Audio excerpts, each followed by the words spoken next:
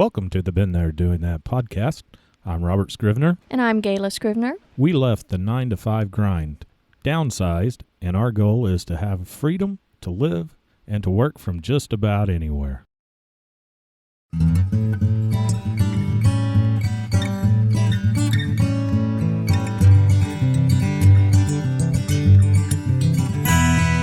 We're glad you joined us again today. So glad. So glad. For the BeenThereDoingThat podcast. We are going to talk about our experience at Hulston Mill Civil War Days. It was a fun one. It was. It's held annually on the second weekend of June every year. Every year. For 14 years. Yes, this year was the 14th year. And it was our first time going. Actually, our first time visiting Hulston Mill. And it was neat. It was neat. Where is it located, Robert? Well, if you're in the Springfield area of Missouri, it would be on Highway 160, 7 miles from Greenfield, Missouri, and 7 miles from Everton, Missouri. How do the locals say Everton? Locals call it Ayrton. Ayrton. I think it's cute. The locals know, so all y'all locals listening, you know who I'm talking about. Exactly. But Civil War Days is a time for a reenactment. I can't even say it. Spit it out. Reenactment. A Civil War reenactment. Yes. And we got there and, well, actually our map took us to the wrong place. Because we went online and it just said County Road 92, Ayrton, Missouri. And no Put that in the maps. Street or anything like that. It just took us to County Road 92 and there it was. Wrong place. And at a crossroads.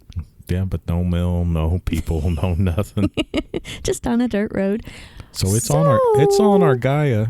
Yeah, GPS. That's going to be posted. That's that little thing goes out there. That will be posted in the show notes. Our little trek for the trip, and you'll see the little blurb.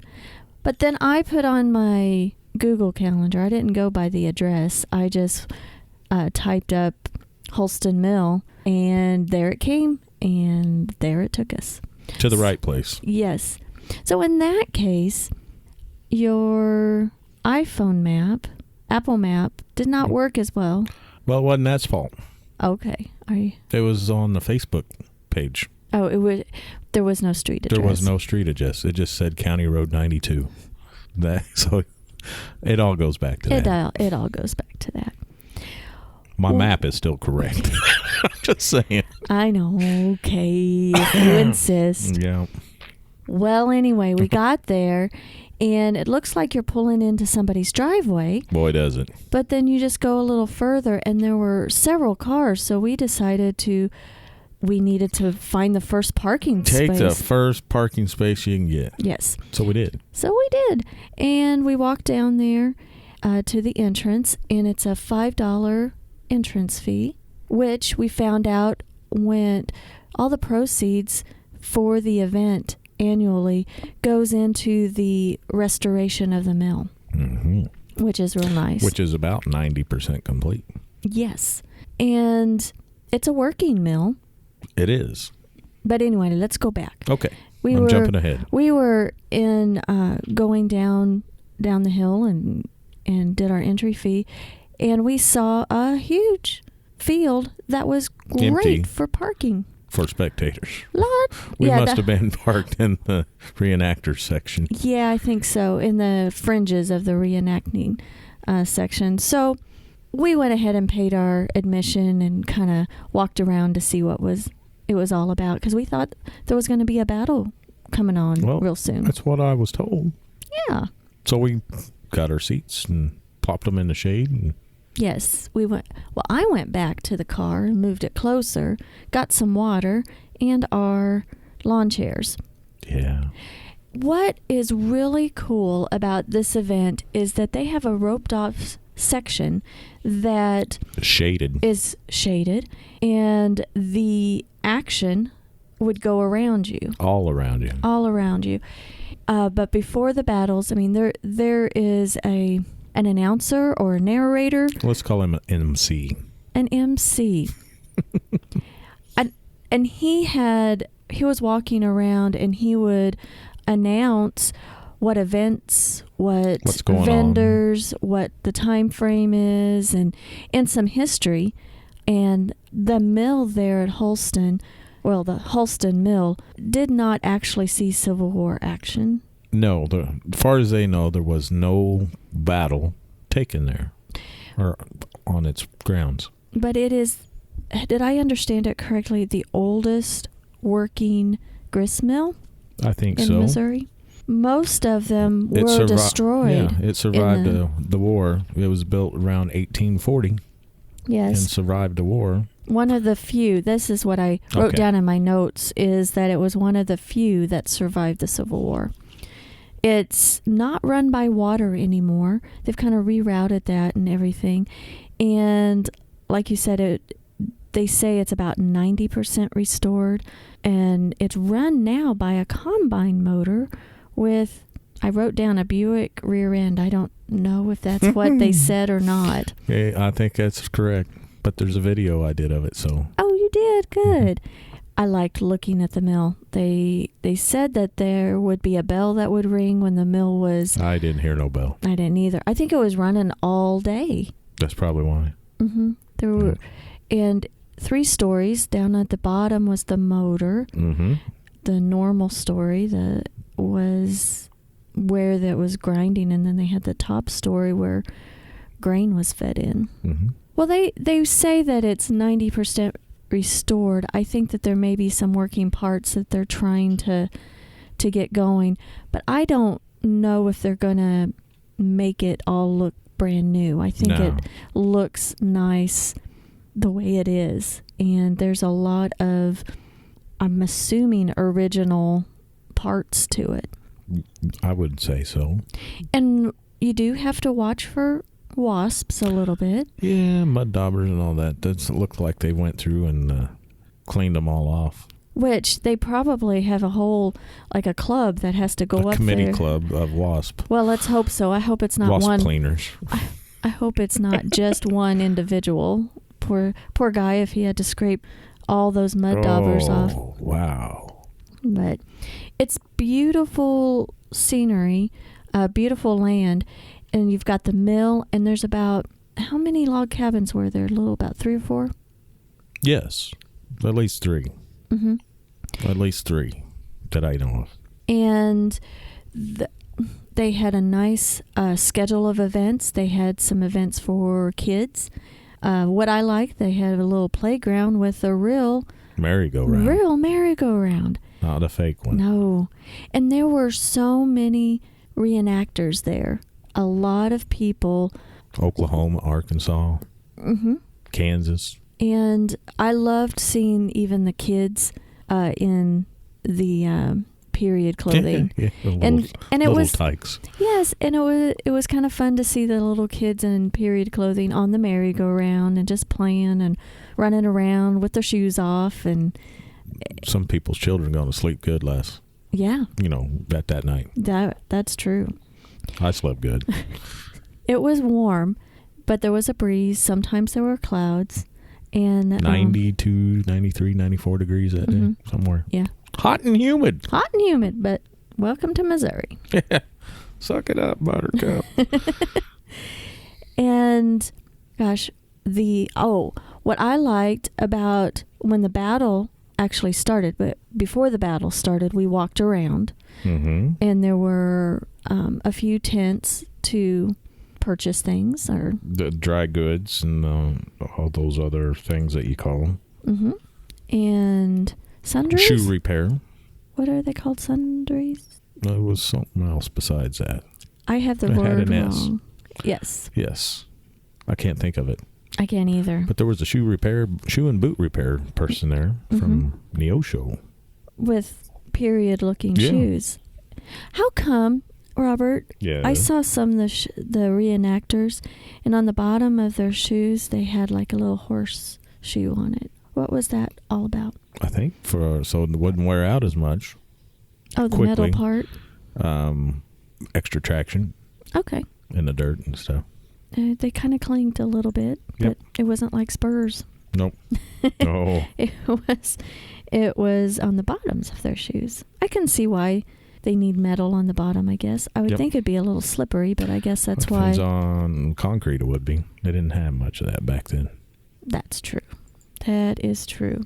Oh, what else did they have? Oh, when the battle started, they really insisted on having everybody in the roped off area or in the mill. They could not have people out and about and walking because the battle was literally all around us. All around. And they were setting off explosive charges on the ground. Yes, to simulate that the cannon hit the ground. Cannon fired off, and then there where it hit. Yes, that was cool. Yep. They did mention that they were disappointed that there weren't as many reenactors this year or that there were a couple of regiments that didn't show up that they were expecting. But I thought it was a great size. Yeah. Because both battles that they did two of them. They did. Two different battles. One where the Confederates overtook the Union to take over the mill, and then the opposite, that the Union came back and took it back, is the second one. And I liked it because it was right there. When we went to Pea Ridge, it was a long ways away. And it was in a big field. And they said that they made a change in the schedule and they were going to have both battles right there. From what I took... So we could sit in the shade. The other one was out in a field. In a field. What I took is that in years prior, they did one battle near the mill and then the other battle in that field that was so far away. I'm glad that they did it that way because we were right in the middle of the action both times and in the shade. We weren't in the middle of it both times. Our chairs were. The first time we was in the middle of it. Second time we were at the mill. On the front porch of the mill. But still, it was, to me, in the middle of it because... That's action is happening close by. And most importantly, we were comfortable in the shade. Yeah, both times. And I just thought it seemed like we were closer to the action, and it was just nice. It was. So even though that they might have been disappointed that not as many regiments showed up, I think as a spectator that worked out perfectly. I think that anybody that's around the Springfield area, second weekend of June every year should go. Might as well go. And they put on a fantastic show. Yeah. It was... Also, go. What were you I forgot what I was going to say. Well, I was going to say we were invited there last year. That's correct. But we weren't able to make it. But this year we were, and we wanted to make a point of it because who's there that you really wanted to meet? Well, I ain't for sure, but I think it is my great-grandfather's brother's daughter's son. And we're thinking that's a second cousin once removed. It sounds okay. It sounds very complicated. Sounds complicated, but, yeah. He was there. He plays music, too. He does. And his, it's a family band. Yeah, it is. It's called the Back Porch Players. Mm-hmm. It's funny because I had a band called the Front Porch Swingers. Yeah. It's a little bit different. And his name is Paul Stickley, right? That is correct. And his mother was a scrivener. I believe Madeline was her name. And you guys found each other through Facebook. A couple years ago. Just because you were doing some genealogy and posted something, and all of a sudden he appeared and you guys started conversing. Exactly. And isn't it it is a small world, but he lives fairly close to where you grew up. Yeah, exactly. Yes.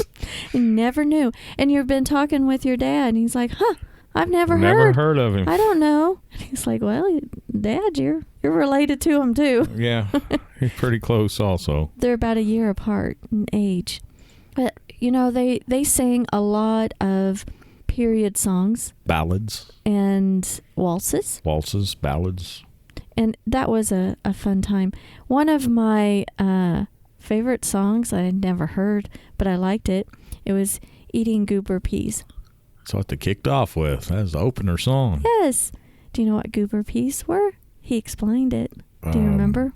Peanuts, wasn't it? Yes. Georgia peanuts. That's one thing you don't say over the microphone, Gail. I'm sorry. We'll bleep it out. Bleep it. Bleep it. This is a clean show. That's right. Let's see. We had the opportunity to do some visiting with your kinfolk. My kinfolk that I never had met before. And that was a nice time. Yes, it was. They kept insisting that you needed to play. Well, he knows I play music. Mm-hmm. Sometimes I play music. Sometimes I don't know what I play. It's noise. I won't say anything. Can't see something nice, don't see something at all. Exactly. Gala. Well, yes. There were other things. They had so many events around there. They had little kids. They had camps set up on opposite ends, Union Camp, Confederate camps, all set up in period stuff. It was kind of nice. Mm-hmm. And then they had like a women's fashion show. Yeah.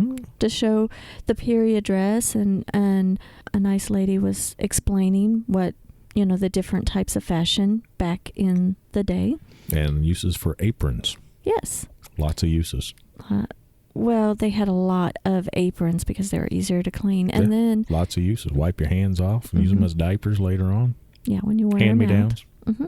They didn't waste things like we do now. That's correct. They talked about having to teach people how to ship things to the soldiers. Yeah. They had an example because they didn't know how to do that. So, because they didn't have, things that we take for granted, they didn't have that type of stuff back then. That is true. Then there was a sock knitting machine that was fascinating. Yeah, you were kind of enamored by it. I was. And too bad she had just taken off the sock, so I didn't see it in action. Mm-hmm. But I just can't get my head around on how it works. She showed me the little tool that she used to cast on. Mm-hmm. And that was on every other needle. And it had a crank, and it just went. Yeah, how is that again? It's on the video. It is. You'll be. It's a quick one there on that one. But my mind can't get my head around it. But it's a reproduction of a machine from the period of the Civil War. Mm-hmm. I'm fascinated on the mechanics of the thing. It's cool. It is. It is. Oh, do you remember anything else? Oh, there was no Verizon service whatsoever. No cell service for Verizon there whatsoever. That was nice. Yeah, got away. Unplugged. Oh. I did a lot of pictures, did a lot of video. The one thing that I guess I'm kicking myself. We need to learn how to do this a lot better when we go to events. And just interview somebody on the spot. Exactly. Take our darn microphones and... 'cause there was a guy named Gary. Gary came up to us, and he was a soldier. And after one of the battles... First battle. He came up to us and had some great stories. How he had gotten... how he just loves the history of it. And people from all types of jobs and backgrounds come together. They're attorneys or shop owners or different business type owners or whatever type workers. And then they come together because of their love of the history. Have such a great time. And he's really into his genealogy too. Yeah, he's been doing it for 30 years. Not genealogy, but reenactment. Mm-hmm. Been doing it for 30 years. Yeah. So, note to self, have a better way of traveling with our podcast equipment and just whipping it out. We could do, Might have to get some lavalier mics, just lapel mics instead of these big old microphones. I like where you're going. Amazon. Amazon. We shall shop. We shall. You know what? Not shell shop. Shell shop. Got enough shells. Yeah, from our time of living in Florida. Yeah. Those might need to be repurposed somehow. On your Cherokee Indian dress. Alrighty now. Oh, and what was your favorite part of the mill trip? Of the mill trip? Mm-hmm. The whole day? Yeah. Meeting Paul. Yes. Yeah, that was a good one. Good deal. Spend years in preparation just to get our paths to cross. Yes. I just liked the whole experience. I really like seeing the period dress and how everying kind of comes together.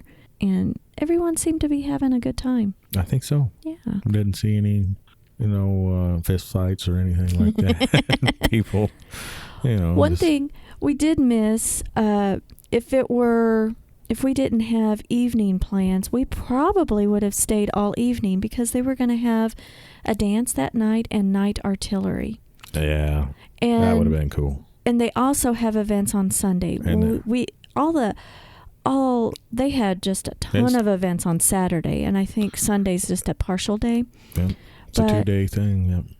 If we didn't have evening plans, we definitely. Well, I would have taken you dancing. Yes. Oh, you even asked me to dance once. We waltzed up there on the mill. On the mill's front porch with the band, with the back porch players playing on the front porch.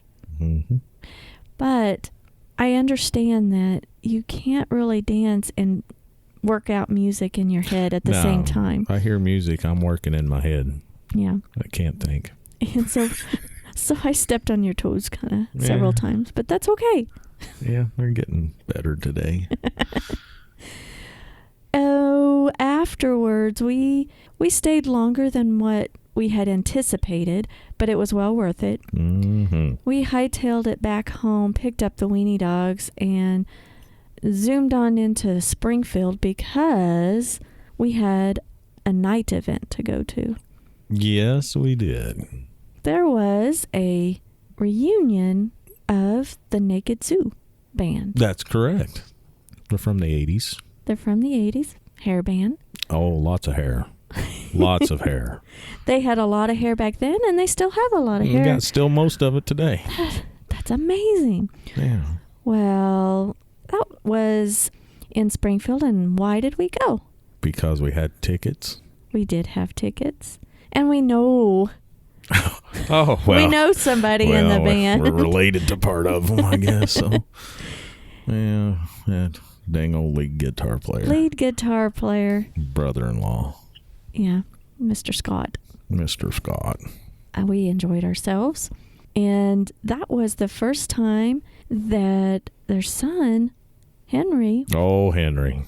Was able to see his dad in that environment play. I think he kind of enjoyed it. I think so too. He's kind of he's still a minor, but he's come of age to kind of see his dad in a musical atmosphere as a rock star. Yeah. So that was fun. I enjoyed spending time with Henry. I was glad as soon as we walked in, Henry was walking out, to step out for a moment. It's like, oh, good, a friendly face, because it was packed. It was packed. It was packed. They sold out, which is good. Which is fantastic. And the only thing is that I'm showing my age, but I think all of us are. But it's like, holy cow, they start at 11 p.m. 11 p.m. is start time. For them, they had a pre-show. Yeah, pre-show. And we caught half of the pre-show. But it was we were hanging out at Barnes & Noble bookstore, trying to keep ourselves awake. And we got there, and honestly, I'm sitting there enjoying the music, but I found myself kind of nodding off, and it was like, what is going on? No matter how loud it is, it's like, oh, goodness.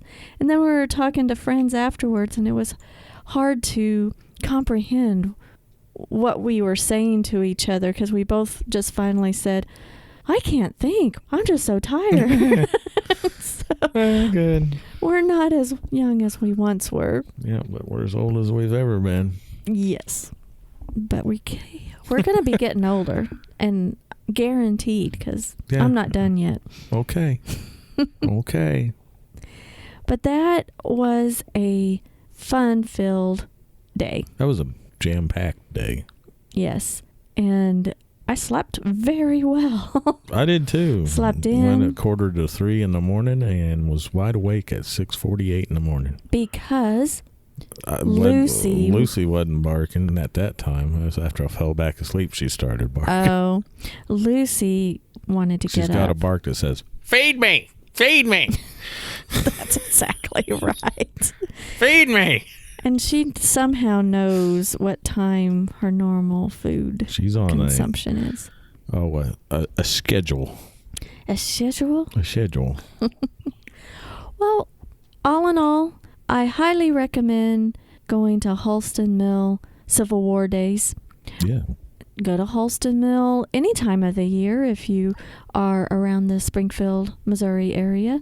And what I think is important is to tootle around and see what's in your neighborhood. It is kind of off the beaten path, but not really.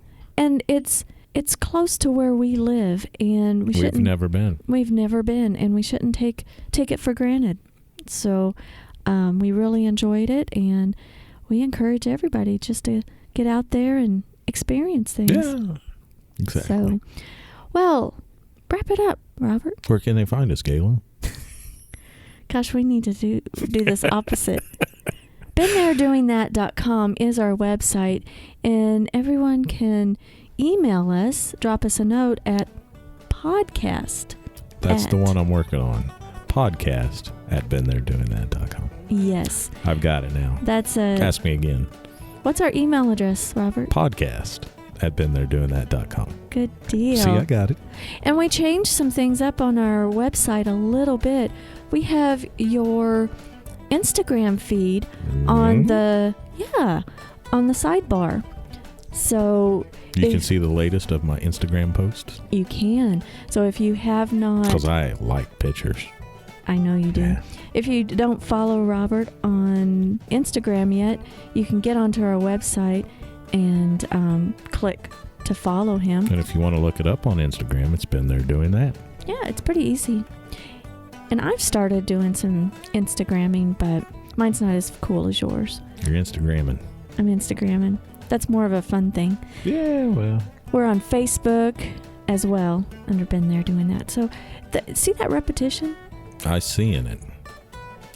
I seeing it. All righty. Well, until next time. Well, we'll see you then.